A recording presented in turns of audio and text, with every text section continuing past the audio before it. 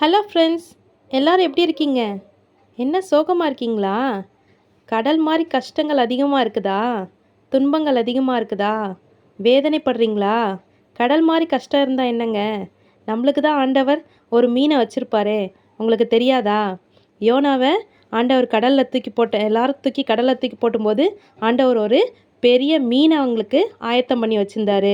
அந்த மீனோட வயிற்றில் தான் யோனா 3 நாள் ஜெபிச்சு கொண்டிருந்தான். மறந்துட்டிங்களா?